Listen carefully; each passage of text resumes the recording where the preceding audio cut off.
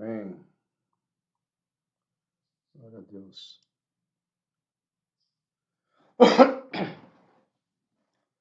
Amém, amados. Chegando a nossa última, o nosso último eu sou, paz e Sandra fica, amém? Nosso último eu sou. Vamos orar. Pai querido, nós te agradecemos em primeiro lugar por chegarmos até aqui, compreendendo um pouco mais sobre o eu sou que o teu filho deixou para nós. Te louvamos, Senhor, pelos evangelistas que o Senhor levantou para escrever os evangelhos, os 4 deles, para que pudéssemos ter acesso a tudo isso, Senhor. Trabalha no nosso coração, trabalha na nossa vida, é o que nós clamamos em nome do Senhor Jesus Cristo. Amém. Amém. Bom dia, Tiago. Bom dia, Tatiana, Rosângela. Amém, Sandra, já dei. Amado, esse é o último Eu Sou. Já de madrugada já estava orando para saber o que nós vamos estudar semana que vem. Aceitando sugestões, tá? Muitas coisas nós já vimos lá no aulão, algumas eu vou repetir como eu disse, porque lá era um grupo bem menor e aqui nós estamos atingindo outro pessoal. Mas enfim, gente, esse é o último eu sou. Tá? João 15, versículo 1. Jesus, a nossa alegria. Hoje nós vamos fechar e nós vamos ter que de novo mexer no candelabro para ver como é que as partes se juntam. Tá? Mas avançando um pouquinho mais aqui, nós vimos nos 6 eu sou anteriores. Primeiro, o sou, ele declara o quê? Ele declara que ele é o pão da vida. Jesus faz uma declaração. Tá? Isso é muito importante dentro do contexto que nós estudamos, o significado da palavra artos, né, que nós também falamos sobre esse pão, o pão da propiciação. Né? Depois ele afirma, né, faz uma afirmação categórica. Estou usando os verbos no grego, tá, gente? Faz uma afirmação categórica. Ô, Conceição, seja bem-vinda, minha querida. Andressa também, graças a Deus. E nessa afirmação ele fala, eu sou a luz do mundo. Aí nós estudamos o que é essa fotos do cosmo, né? A luz do sistema, que se levanta contra o sistema e tudo mais. Depois ele concluiu, né, que ele é a porta do aprisco, ou seja, eu sou a porta verdadeira, eu sou a porta da vida, mas no original é a porta que se abre para as ovelhas. Tá? E depois dele declarar, afirmar e concluir, a palavra no grego é legnomai, ele fala com uma convicção muito grande. Nós falamos até que talvez seja isso que tenha incomodado Caifás, né? No momento que Caifás fica sabendo dessa declaração dele, quando ele diz, né, de uma forma de afirmação, eu sou o bom pastor. Aí, a partir daqui, nós falamos que começa para nós, gentios, né, ou para nós, pessoas que não são judeus, né, nós deixamos claro, explicamos isso aí. Aí ele deixa uma esperança, que não deixa de ser para os judeus também, mas entendendo no capítulo 9 e 10 de Romanos de Paulo, a gente entende que haverá um tempo, sim, de Deus trabalhar com Israel, mas nesse momento tem trabalhado conosco, sabe? E então ele deixa uma esperança para nós. A esperança é que ele é a ressurreição. Aí nós falamos muito sobre a palavra Anastasia, né, que é trazer de volta aos sonhos. E, penúltimo, no domingo passado, ele nos ensina que ele é o caminho, a verdade e a vida. E hoje ele vai afirmar categoricamente que ele é a videira verdadeira. Tá? E aqui ele vai também chocar o bril, ou o ânimo, né, dos judeus, de uma forma geral. Aqui não é um ataque somente a Caifás, né, ao Sinédrio, mas aqui é todo Israel que se considerava videira. E ele fala assim, quando ele usa o termo verdadeira, é como se ele estivesse fazendo né, um contraposto. Olha, existe a falsa, existe a verdadeira. Eu sou a verdadeira. A palavra no grego que nós vamos começar a estudar daqui a pouquinho é egoeme e ampelos, que é videira, e aletine, tá? Ou vem de aletheia, que nós já estudamos aletheia, mas aqui é aletine, que tem um contexto, nós já falamos muito sobre isso, quem já acompanhou outros estudos, o grego, o hebraico também, mas o grego, nós estamos vendo, ele é muito forte nisso, né? Então, uma mesma palavra pode ter várias ênfases diferenciadas, né? Então, Jesus afirma aqui. Então, o que é importante nós avançarmos, tá? Nós temos 3 elementos centrais nesse último eu sou. Nós só vamos estudar um, mas é importante que você saiba que são 3 elementos, tá? Que faz parte de todo o capítulo 15. O primeiro elemento, né, que é a questão do agricultor. Jesus vai colocar que existe um lavrador em algumas versões, no original é o agricultor, tá? Pois ele vai colocar sobre a videira, né, o agricultor que está cuidando dessa videira, e depois ele vai trabalhar a questão dos ramos.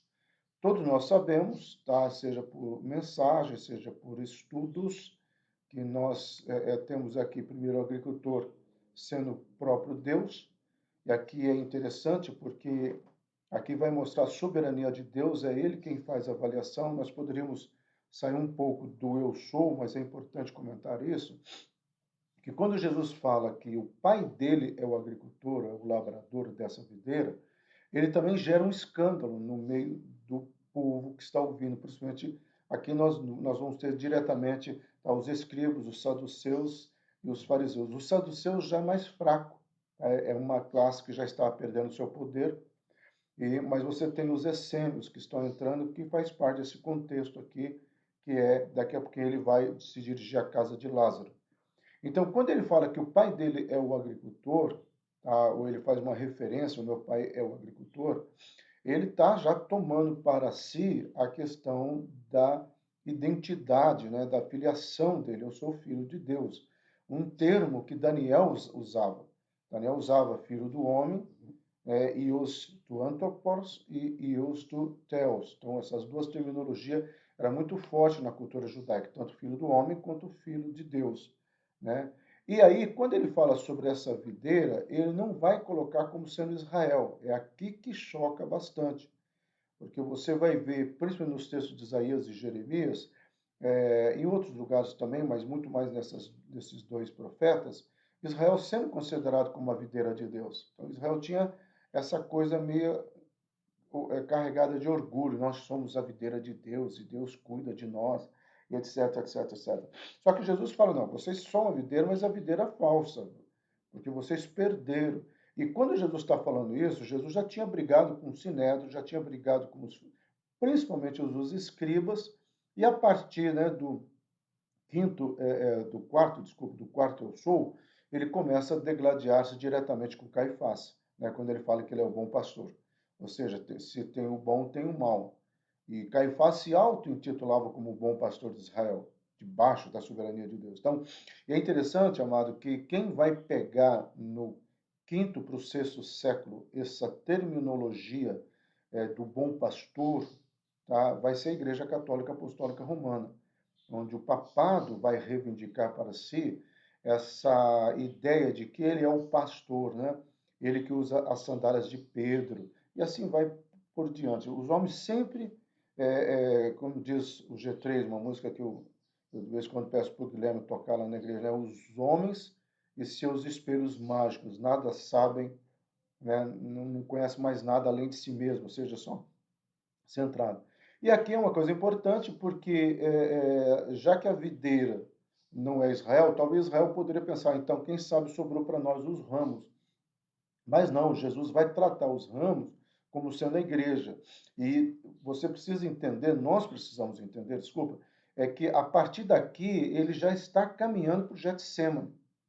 A partir daqui, ele já vai fazer oração sacerdotal, ele já vai fazer a ceia, ele já vai identificar o traidor, ou pelo menos ele vai dizer a existência dele, ele já vai confrontar Pedro, ele parte aqui já para o final, tá? Ele está transitando nesse final. Esse milagre que se encaixa nesse eu sou, nós não sabemos quanto tempo que foi aí, tá? Mas nós estamos falando aqui, vamos colocar assim, dos últimos meses, né, da vida de Jesus na Terra, de uma forma soberana, ele tem essa certeza e essa convicção. Okay? Então, o contexto dessa passagem é muito importante, a sua interpretação, gente. Eu escrevi aqui porque isso aqui nós temos que ler. Muito provavelmente o Senhor contou essa alegoria na noite que instituiu o sacramento da ceia do Senhor. Nessa mesma noite ele foi traído.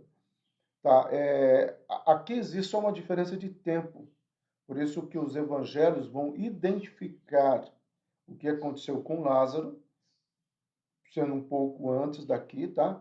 E aí o milagre vem depois, porque a ideia aqui é que já a partir desse eu sou a videira verdadeira, ele já parte né, para o Getsemane. Então, nós temos só essas duas categorias de comentaristas. Eu não tenho nenhuma dificuldade de entender que, primeiro, ele faz a ressurreição de Lázaro, para depois ele falar que ele é a videira verdadeira.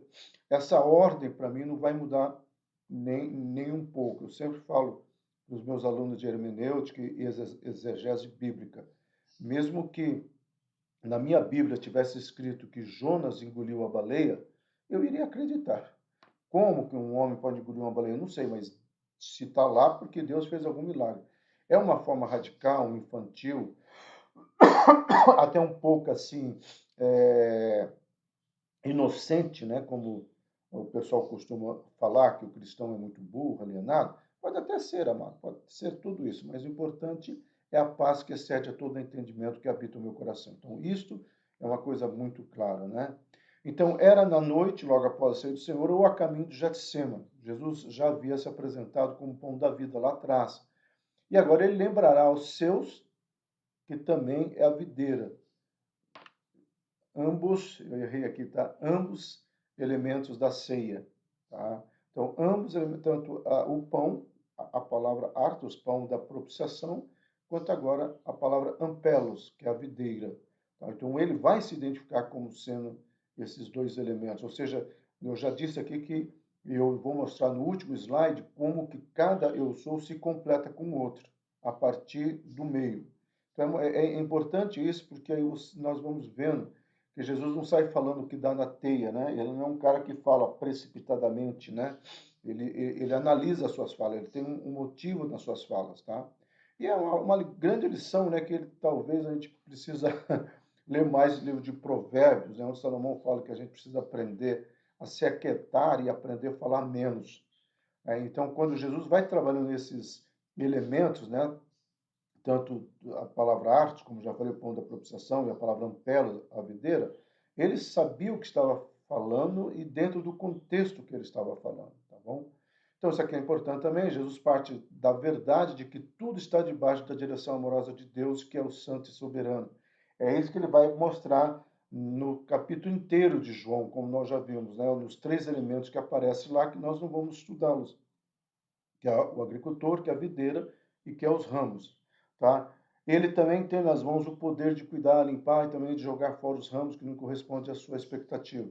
E aqui ele vai falar também, né, dentro desse contexto, eu já havia falado para os fariseus, né, principalmente aquela classe que estava ouvindo, e os discípulos ouviram isso também, né? Nem todo aquele que diz Senhor, Senhor entrará no reino dos céus. Jesus, na caminhada final do seu ministério, ele começa a colocar algumas palavras-chave. Olha, cuidado, a coisa vai ser peneirada, né? É mais ou menos o que nós estamos vendo no mundo inteiro, gente. Toda essa pandemia ela foi avisada, precauções foram alertadas, situações foram colocadas. Mesmo, como eu disse, houve alguns pastores, né, que infelizmente que vieram a óbito, que eles falavam, não, Silas, nós somos blindados, tem que abrir o culto, tem que forçar o povo a vir, o povo tem que ter fé para vir. Né? Então, às vezes, essa falta de equilíbrio que nós temos, esse triunfalismo, e essa questão na base bíblica, que porque Jesus teve. Eu sempre gosto de pensar, né, como que Jesus sentou naquela mesa sabendo que Judas estava roubando ele, tá? Como é que Jesus caminhou sabendo que o João, né, ficava naquela nhenhenhé, naquele mimimi, ou sabendo que Pedro, né, tomaria atitudes precipitadas, ele até tanto avisou, você vai me negar. E o próprio Tomé, que quando ouve da ressurreição não acredita. Mas Jesus mesmo tem uma paciência enorme com eles, e Jesus caminha com eles, isso é importante, tá?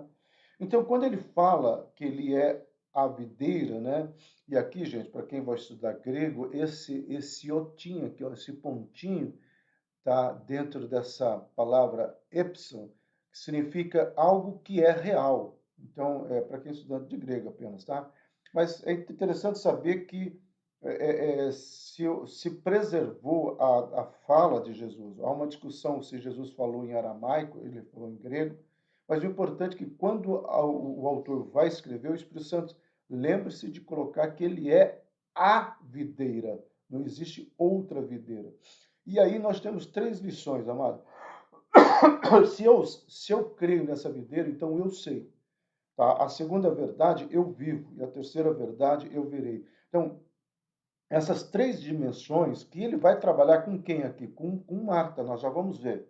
Tá? A Marta, ela sabia, tá, que Jesus era a ressurreição e a vida. Ela queria ver, tá, no presente, tá, ou ela tinha expectativa de ver no futuro o irmão ressurreto, mas Maria não conseguia, Marta, né, não conseguia vivenciar o agora. Então, quando Jesus fala, eu sou a videira, e você fala, eu sei que Jesus é a videira, então você trabalha com esse valor. O que que eu creio? O que que eu creio? Tá? Aqui está uma das grandes falhas, amado, de todo o evangelho, de todo o cristianismo. Muitas vezes nós não sabemos o que nós cremos. Paulo vai trabalhar muito nisso, até eu vou, a última imagem que nós vamos ver, é uma palavra que Paulo vai usar, porque ele fala, eu sei quem tenho crido e sei que é bem certo para guardar o meu tesouro. Ele está trabalhando essas três verdades, eu sei, eu vivo e eu verei. Tá? Se eu sei o que eu creio, tá, que Jesus Cristo é meu Senhor e Salvador, que todas as maldições foram quebradas naquela cruz, tá, que não existe nenhum pecado que não possa ser perdoado a partir do momento que eu confesso, então eu passo a viver o que eu creio. Então eu vivo o que eu creio, eu sei o que eu creio, mas eu vivo o que eu creio. Repetindo, a falha de Marta esteve aqui, ó. Tá? Ela sabia o que ela cria, mas ela não estava vivendo o que ela acreditava. Tá? E aqui entra uma questão que é o conflito nosso entre a razão e a fé. Esse conflito nós vamos enfrentar sempre, gente. Há uma promessa de Deus nas nossas vidas, certo? Então eu sei que Deus vai me abençoar. Eu orei, eu clamei, eu tive evidências que Deus vai me abençoar. Agora, eu vivo como uma pessoa abençoada? E uma das maneiras que eu vou saber disso é diante da situação ou circunstâncias. A paz que excede todo entendimento está guardando o meu coração. As minhas convicções do que eu creio me leva a não ficar murmurando, não ficar em desespero, não ficar, sei lá, em crises existenciais. Sexta-feira eu atendo os pastores, né? Muitos pastores. Um pastor falou, mas Silas, o que, que você me fala dessa pandemia? O que, que você me fala de 2020 que eu não consigo entender? Eu falei, meu amado, a primeira coisa que eu falei para ele, meu amado, você ainda está em 2020? Caso você não saiba, nós já estamos em janeiro de 2021. As coisas velhas ficaram para trás. Ele deu risada, não, mas eu quero saber o que, que você me fala de tudo isso. E eu já estava preparando esse estudo, né? Eu falei, gente, eu só sei uma coisa, pastor. Eu sei o que eu creio e eu vivo o que eu creio. E hoje eu estou vivendo a certeza de que Deus está cuidando da minha vida, da minha família, da minha casa, do meu ministério, do meu chamado e de tudo mais. Tenho medo, né, do vírus, tenho medo de um acidente, tenho medo de um assalto. Medo eu posso ter, mas eu não vivo no medo, porque eu sei o que eu creio e eu vivo o que eu creio. Então, esse jogo de palavras, meu amado, não é neurolinguística, não é pensamento positivo, isso é bíblico. Paulo declarava isso, Isaías acreditava muito nisso, gente. Então, se eu sei o que eu creio e eu vivo o que eu creio, então eu verei o que eu creio. É essas três convicções que nós precisamos ter. Isso é a videira verdadeira, ou essa é a videira. Então, quando Jesus ele fala, eu sou a videira, ele estava dizendo, ó, eu sei o que eu sou para vocês. E eu vivo isso na vida de vocês.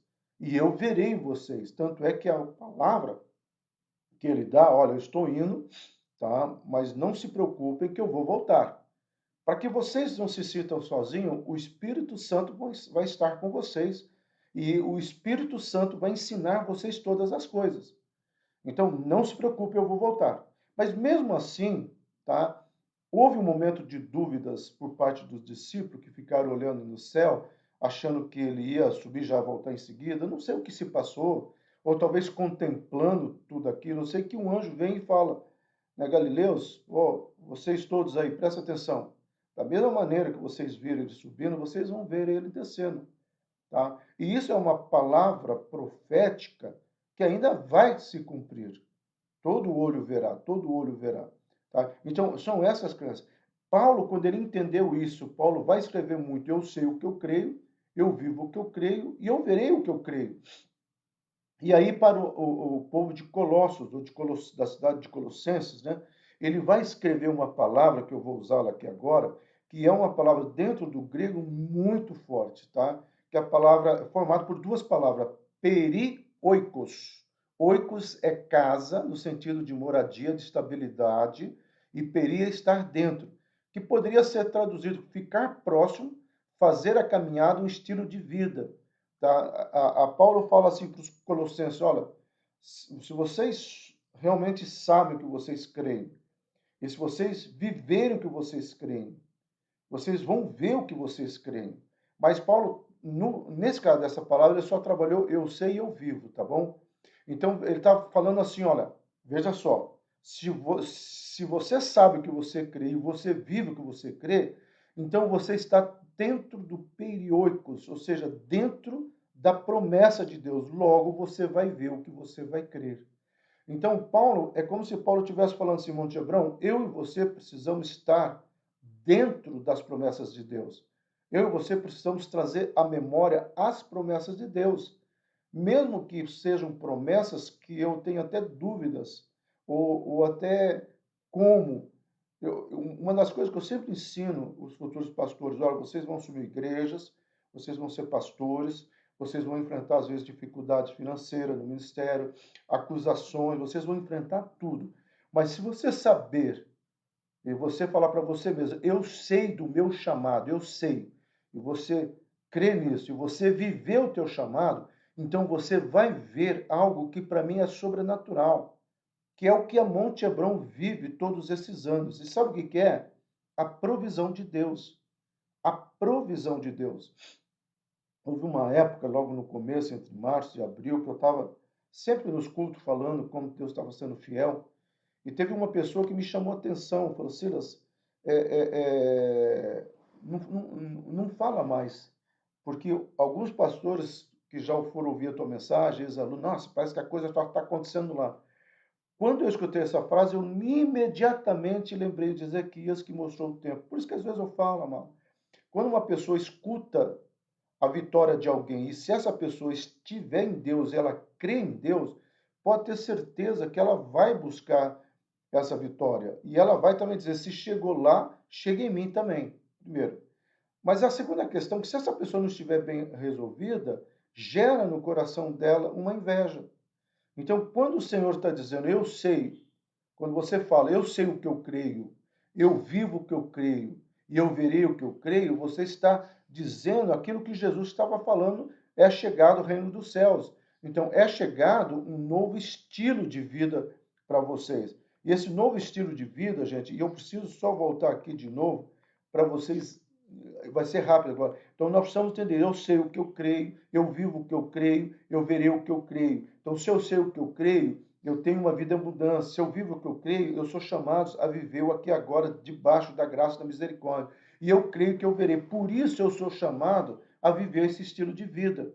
Tá? Então, quando nós falamos que somos chamados a viver o estilo de vida, é algo que precisa ser conectado com o que eu sei, com o que eu vivo, com o que eu verei. Lembrando, gente, nós já vamos falar nisso. Marta estava aqui, eu sei e eu verei. Marta não estava vivendo o presente, tá? Nós vamos falar, tem muitas pessoas vivendo, eu sei que Deus é bom, eu sei que Ele é fiel, eu sei que Ele tem o melhor para a minha vida, eu sei que lá na glória eu terei ruas de ouro, eu estarei na Nova Jerusalém, mas e agora? Agora está uma merda, desculpa a expressão, amado. Agora está um fracasso, agora está uma coisa horrível, sabe? Não, peraí. Então você não está vivendo o que você crê. Tá? Você não está vivendo o que você crê. Então, eu sei, eu vou ver, e agora? Agora está uma dificuldade. Agora o senhor não sabe as minhas lutas. Ai, pastor. Meu amado, um dos grandes problemas do ser humano está exatamente nesse ai, pastor. Todos nós enfrentamos dificuldades. Quem diria, teve um paciente meu que falou essa semana assim, doutor, ele me chama de doutor, né? Doutor, eu fiquei sabendo que o senhor teve estresse, mas o senhor que lida com a gente, que trabalha com a gente, que nos ensina, ué, amado, Eu sou feito de carne e osso. Todos nós enfrentamos. Então, eu sei o que eu creio, eu vivi o que eu creio e eu verei o que eu creio. Então, isso nós precisamos olhar lá para frente e compreender. E aí, amado, eu posso viver essa verdade. E essa verdade, ela é existencial e ela é espiritual. Vocês sempre precisam entender isso, e é uma das coisas que eu sempre bato nessa tecla. Nós temos o existencial, que é nosso, tá? E nós temos o espiritual, que é de Deus. Ou eu poderia colocar aqui o natural e o espiritual. Tá? Então, no natural, eu tenho que fazer a minha parte. No natural, eu creio, eu vivo. Somente no espiritual que eu verei. Então, voltando lá atrás, tá? Eu vivo, né? Eu creio, eu vi, até eu esqueci, mas espera só um pouquinho, só aqui. Eu sei, eu vivo e eu verei. Então, no natural, eu sei e eu vivo. No espiritual, eu ver. E aqui nós precisamos entender o que está dentro dessa caixa. Então, temos o melhor de Deus para as nossas vidas. Eu sei que é uma frase de impacto, é uma frase triunfalista, eu sei mas é uma verdade. Tá? Nós não podemos pegar frases que são verdadeiras e ficar dizendo, mas essa frase é muito triunfalista. E é mesmo, porque tem uma palavra que Paulo fala em 2 Coríntios, capítulo 2, versículo 14. Ele fala assim, graças a Deus que eu sou uma pessoa triunfante ou triunfalista, e foi traduzido, a Ferreira Almeida traduziu, eu sou, graças a Deus, em Cristo Jesus, que me faz mais que vencedor. Tá ok? Mas esse mais que vencedor não é exatamente como está no original. No original é, graças a Deus, ele me faz uma pessoa triunfante em todas as coisas. E a palavra no grego lá é a palavra que foi usada para uma cultura ou para uma raça, para uma, uma, uma nação que na realidade não é, que a palavra é viking. O que é a palavra viking? A palavra viking é conquistador. Na realidade, quando aquele povo começaram a chegar, eles não sabiam de onde que eles vinham, só falando, esses caras são os conquistadores. Tá? É a mesma palavra que, principalmente ali no Peru, na Guatemala, na Bolívia, os maias vão usar para os espanhóis, os conquistadores. Por isso que alguns estudiosos, historiadores, antropologistas falam, né, a chegada dos conquistadores, que é alguém que veio para conquistar. Então, eu e você estamos aqui existencialmente, eu creio e eu vivo, porque eu sei que Deus tem o melhor para as nossas vidas. Essa convicção, meu amado, tem que estar nos nossos corações.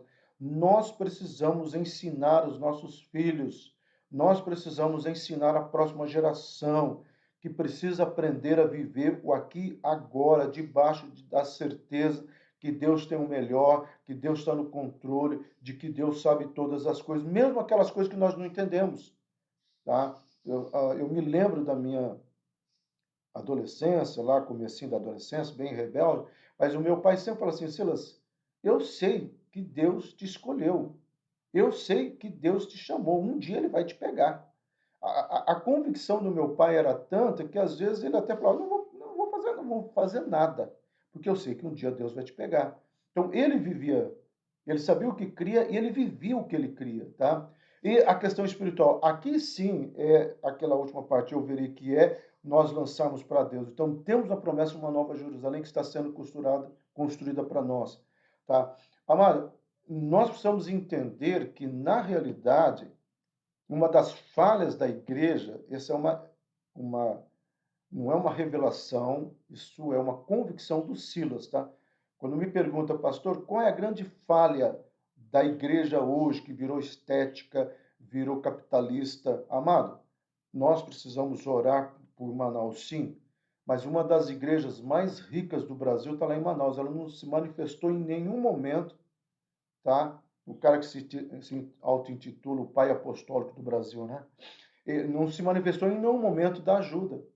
Se cada igreja que realmente se mobilizasse, nós tentamos ver aqui no Conselho de Pastores, mas aí quando eu fiquei sabendo para onde que iria, a fé passar por onde, eu falei, não pode passar por onde, tem que chegar no lugar certo.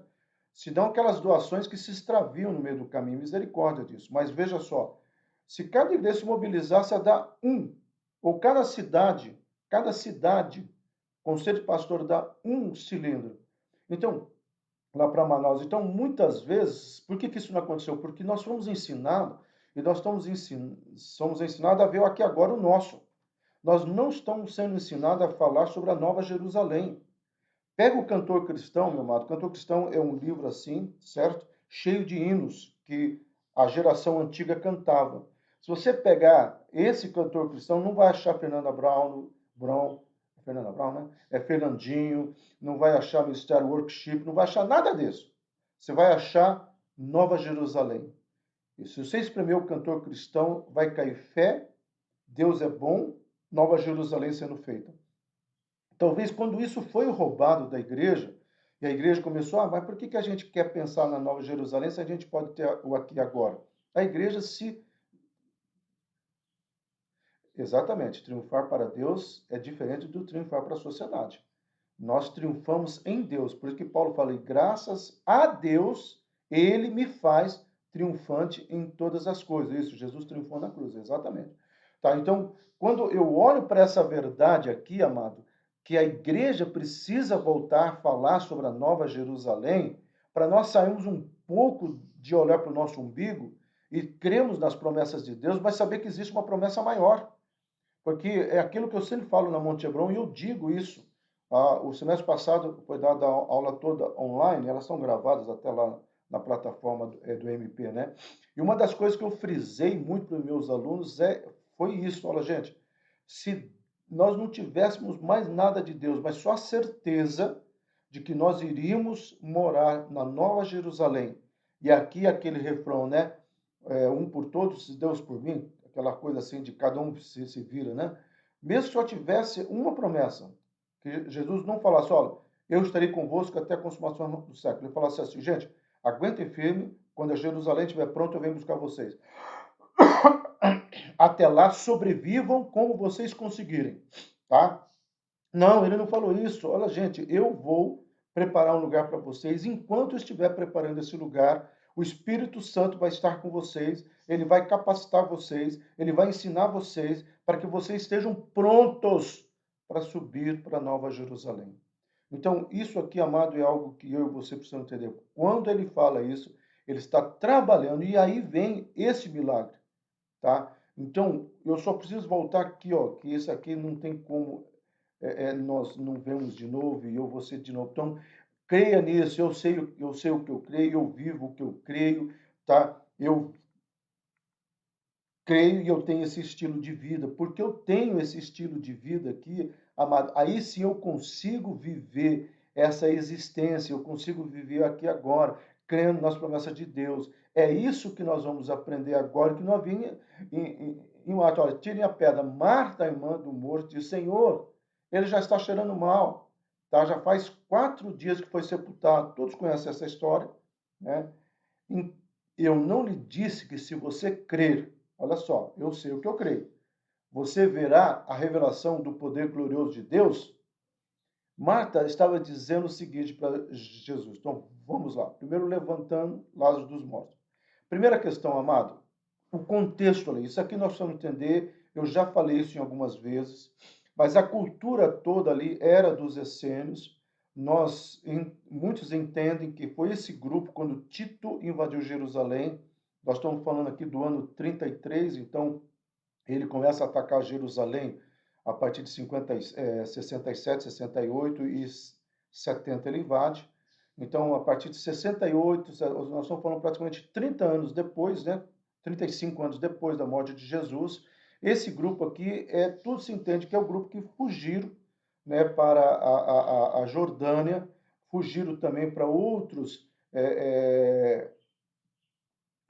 Marta estava crendo na Nova Jerusalém, tá? Mas ele não estava crendo no presente, como eu falei assim, eu vivo o hoje, tá? Porque eu creio naquilo que foi feito lá no meu passado, que é a cruz de Cristo. Nós já vamos ver isso aqui.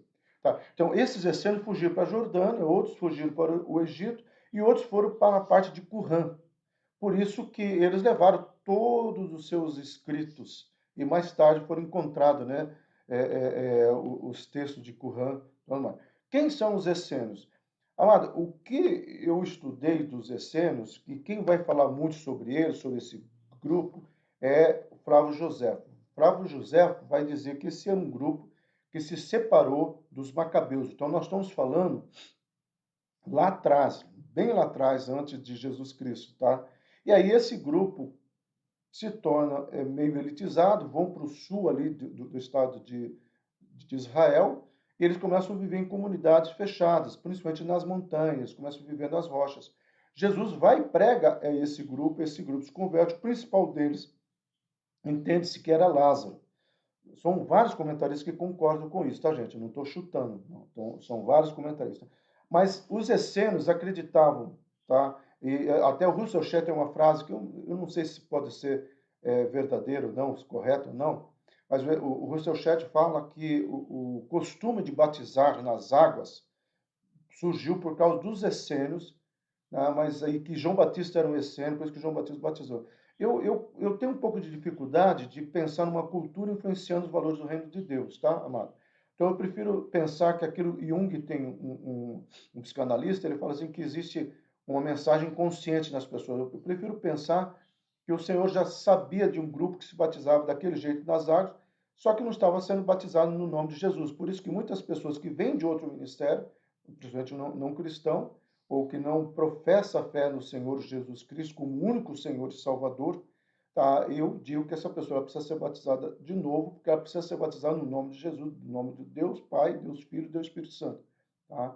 Então, uma característica importante dos essênios, eles acreditavam, tá? E Marta acreditava, que a partir do quarto dia, o espírito de Lázaro subiria para Nova Jerusalém. Então, se alguém tivesse que voltar dos mortos, vamos colocar assim, ele teria até o terceiro dia. Tá? A partir do quarto dia, não mais. E aqui nós vemos uma coisa tremenda. Eu sempre falo para os meus alunos, olha, eu fico imaginando Jesus recebendo, né, um WhatsApp de Maria, de Marta, mestre, venha logo, ele morreu hoje. Aí no outro dia, mestre, ele morreu já faz 2 dias. Mestre, hoje é o último dia, se o senhor no terceiro ano, se o senhor não vier, não precisa vir mais. Eu estou falando que eu coloco com as minhas palavras, né? E Jesus vendo aquelas mensagens, quando Jesus fala, hoje é o último dia, jóia, então vamos lá, pessoal, eu vou chegar no quarto dia lá. Porque os essênios acreditavam nos 4 cantos da terra, os 4 cantos cardeais, né? Norte, sul, leste, oeste. E eles acreditavam que o espírito, quando passasse o quarto dia, ele já passou por esses 4 pontos. Aí, no quarto dia, ele evaporava-se.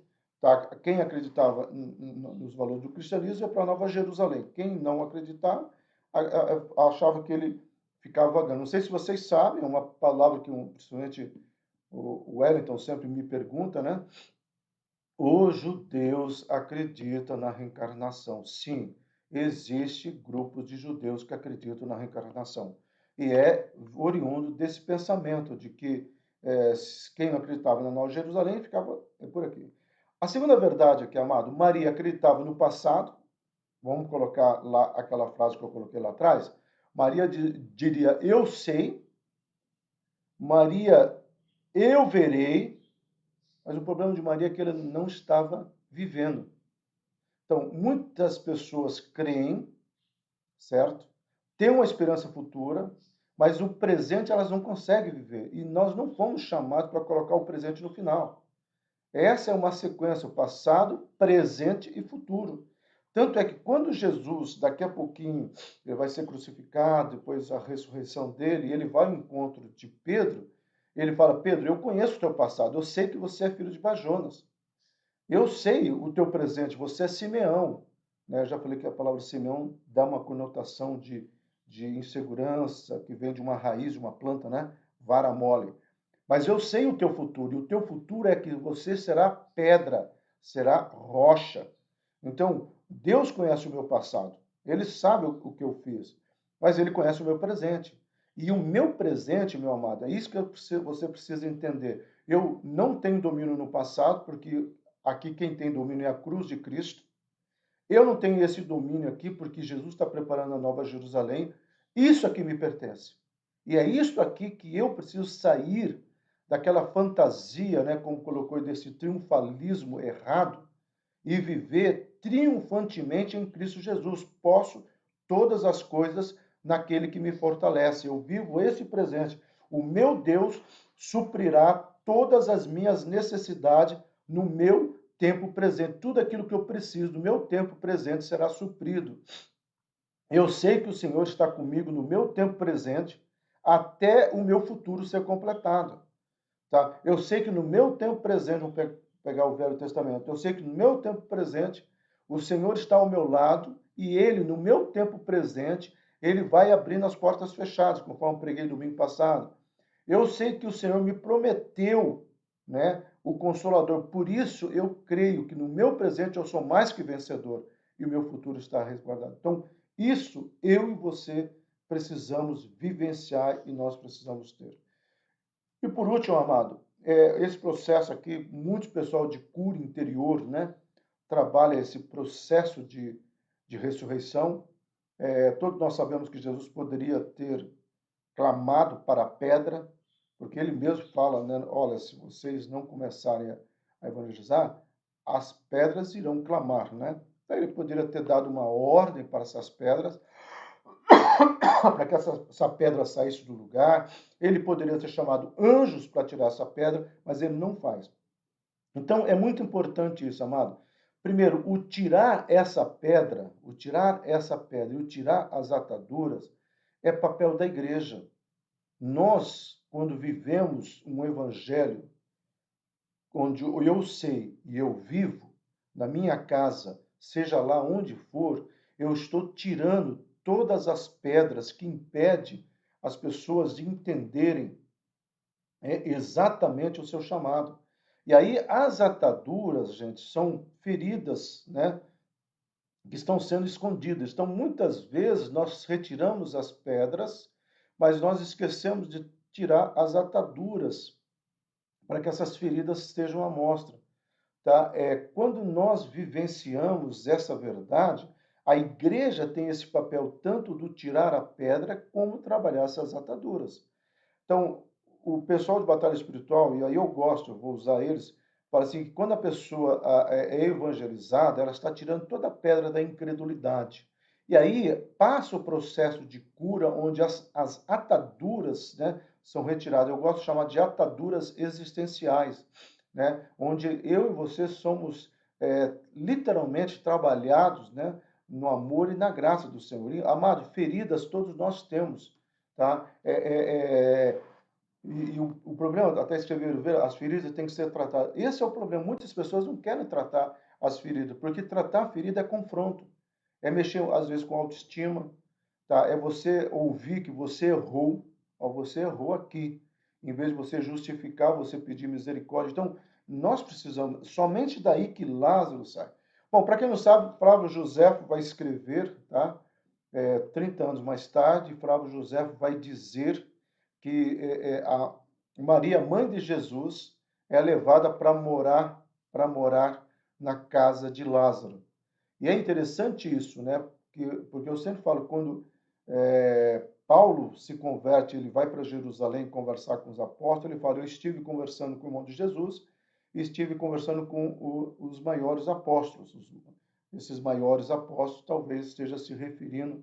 É verdade, já nascemos chorando, né? Hoje em dia, viu, a criança já está nascendo com um smartphone para fazer um selfie dele saindo da barriga da mamãe, viu? Brincadeira, tá, gente? Então, quando você vai trabalhar essa questão, o Flávio José fala assim que Paulo não fez questão de procurar Maria. Ó, gente, eu quero falar com a mãe do meu Salvador. E a Maria estava viva nesse período de Paulo, né? Então, enfim, ou então Paulo teria citado, só não pude encontrar a Maria do Salvador porque ela já é falecida. Não, não houve isso. E o próprio Tiago, quando ele escreve a sua carta, ele não fala, mamãe cuidou de mim e do meu Senhor, né, Salvador, não. Ele começa assim, eu sou Tiago, servo do Senhor Jesus Cristo. Ele usa a palavra dolos, tum, kyrios, Jesus, ou Machia, mas a palavra Jesus, Jesus, né? Doulos tu Kyrios, servo do Senhor. Ele fala assim, ó, eu me coloco na posição de servi-lo. No grego é muito importante isso, amado. Então, nós encerramos aqui só para vocês entenderem, né? Isso aqui é importante. Então, o eu sou do meio, principal, o bom pastor, né? Ele vai estar conectando os três anteriores, que está ligado diretamente aos judeus, porque os judeus sabiam o que era o pão da vida, a luz do mundo e a porta, principalmente a porta do pão abrisco. E os três últimos, ele como bom pastor, tá? Ele está falando para nós que ele é a ressurreição, tá? Ele traz de volta, ele é o caminho, a verdade, ele e a vida, né? E ele é a verdadeira videira. Então ele é a ressurreição, ele é o caminho, a verdade, a vida, e ele é a verdadeira videira, a videira verdadeira. E aqui, agora, no último slide, eu quero que você preste atenção como que isso se processa, tá? E é interessante, mas só para nós lembrarmos, gente, esse é o bom pastor, né? Esse é o bom pastor. Então, o menorá vai trabalhar, é claro que trabalha com tudo hoje, mas só para vocês entenderem, os três primeiros eu sou vai estar conectado diretamente com o povo judeu, tá? E os três últimos vai estar conectado diretamente com a igreja nossa hoje. Ah, mas nós não podemos ter o pão da vida. Claro que temos, gente. Vocês vão ver aqui agora. Tá? Veja só, então, o bom pastor é o centro, né, dessa menorá. Aí você tem o pão da vida, que é o primeiro, e o último, eu sou videiro. Então, pão, videira, suco da uva, você tem a ceia, tá? Então é interessante que ele começa o ministério dizendo que ele é o pão da vida e ele termina o ministério dizendo que ele é a videira verdadeira. Ele começa o ministério falando de um dos elementos da ceia para terminar o ministério falando de outro elemento da ceia, que é a questão da videira verdadeira. Tá? Então, a ceia. E aí você tem, olha aqui, ó, isso aqui, é, se nós pegarmos a luz do mundo para os judeus, tá? Mas eu não estou pegando aqui, então agora eu quero pegar aqui, pão da vida e ceia, luz do mundo, caminho, a verdade e a vida. Olha, para você entrar no caminho, a verdade e a vida, você precisa de luz. Para você poder viver caminho, verdade e vida no mundo de hoje, você precisa da luz que vai acabar com esse sistema. Se lembra que nós falamos sobre cosmovisões? As três principais cosmovisões satânicas, humanismo, existencialismo, tá? Que vai gerar, né? Humanismo, existencialismo e iluminismo, né? Que vai gerar todas essas questões que nós temos hoje. Então, para você viver nesse mundo que está banhado com humanismo, com existencialismo e com humanismo, você só pode caminhar nele sabendo que com uma lanterna, né? Com uma lanterna. Eu dei uma lanterna para uma pessoa da igreja e às vezes quando ela fala assim, ai pastor, aquela lanterna é tão bacana, às vezes eu estou andando aqui e eu jogo ela no chão, consigo andar sem tropeçar. É porque traz uma segurança você conseguir enxergar o chão onde você está pisando. Tá? E aí a porta, somente quem vai entrar ou quem vai viver a ressurreição? Quem entrar por essa porta. Então, essa porta abre o caminho para a ressurreição. E quem é essa porta? Jesus Cristo. Eu sou a porta das ovelhas. Então, veja só, é muito bacana isso, tá, gente? Você linkar uma com a outra, partindo do centro desse candelabro. Se lembra que eu falei assim, que aqui você tem uma verdade, né, que é a base, todo candelabro era feito primeiro essa base para depois colocando as hastes ao lado. A mesma coisa com a videira, né? Você tem um tronco e depois você tem os ramos. Amém, amado? Então nós encerramos o Sete Eu Sou, tá? Foi um período muito gostoso estudando. Eu amo o Sete Eu Sou. Lá em São Paulo, lá onde a Neuza Tioca tem a escola dela, eu era conhecido, é o pastor do Eu Sou. O próprio Eduardo, aqui, diretor, né, coordenador do MP, ele fala, esse é o pastor Ciro, o pastor do Eu Sou. Tá? Um dia vocês têm que ver o estudo Eu Sou. Porque quando você fala de Jesus, meu amado, é uma profundidade que o Espírito Santo mesmo completa no coração das pessoas. Não é um estudo que é bom, é falar de Jesus que é maravilhoso, tá bom? Nós não sabemos se nós vamos estudar domingo que vem. Eu estou aceitando sugestões. Pode passar pelo meu WhatsApp, tá? Pastor, que tal estudar isso? Eu tenho três coisas que estão martelando no meu coração, tá bom? Lembrando que algumas delas já foram estudadas no aulão, mas o aulão é um grupo muito pequeno, por causa da dificuldade que nós já identificamos. Tá? Muitas pessoas que estão aqui não teriam condições se estivesse lá no aulão, tá bom? Então, assim, isso é uma coisa para não se discutir mais. Mesmo que volte, Tá? Eu ainda preferia manter o aulão nessa plataforma, porque eu estou vendo que eu estou atingindo mais pessoas, tá bom? Mas, enfim, eu aceito sugestões, ok? Eu estou com 3, se uma das sugestões for uma dessas 3, que eu não vou falar, não é mistério, mas é que eu estarei orando, tá bom? Ok, meu amado, falar de Jesus é bom demais, e muito mais, Liceia, viver Jesus é algo extraordinário, principalmente diante dessas crises, dessas dificuldades, que nós não entendemos mais nada, mas em Cristo Jesus nós entendemos, Ele está conosco até a consumação do século. Amém, meu amado? Que Deus te abençoe, que Deus nos abençoe. Aqueles que vão no culto presencial, todo cuidado ser tomado. Vamos evitar. Se lembra que há um tempo atrás, tanto eu cito outro nome que eu já citei, tá? Tanto o Márcio quanto o Dr. Paulo, o presidente do Dr. Paulo falou assim, eu nunca esqueça, Pastor Silas, a partir de janeiro, o senhor vai ver o índice de pessoas aumentando, porque as pessoas não estão se cuidando. As festas de final de ano vão mostrar muita coisa. Então, vamos tomar cuidado. Se você for na igreja, tome cuidado. Estudar a história da igreja. Ô, Isa, esse é um dos pontos que eu estou querendo, tá? Ah, se você for na igreja hoje, levar criança, o casal da Jocum, de uma forma bem precária, estará cuidando das crianças e dos adolescentes. Mas não é a tutela e responsabilidade nesse momento, tá bom? Mas eles estão fazendo por amor, porque eles presenciaram domingo passado algumas crianças lá no templo. Então não é uma porta aberta, vamos tomar cuidado. Você que não vai no culto, me faça um favor, marque esse horário na sua agenda e assista online. Se você conhece alguém que você não está vendo, avisa essa pessoa também. Eu tenho sentido muita falta aqui das cunhas, né? Elas não tenho visto mais ela. Não sei se o Juliano Soares, ele nunca se identifica, não sei se ele está aí. Então, essas pessoas, a Edinalva, eu não vi aqui também, costuma entrar, o Amós. Então, assim, vamos. Ô, Juliano Soares, está aí, graças a Deus, vi você aí. Mas você já tinha falado? Amém. Então, amados, vamos nos identificando, não para eu fazer chamada, isso aqui não é chamada, não, mas para eu ficar contente de saber que você está aqui em nome de Jesus, tá bom? Deus abençoe a todos em nome de Jesus Cristo. Andressa, nós vamos pensar nisso, vamos orar, tá bom? Encerrando aqui, Deus abençoe.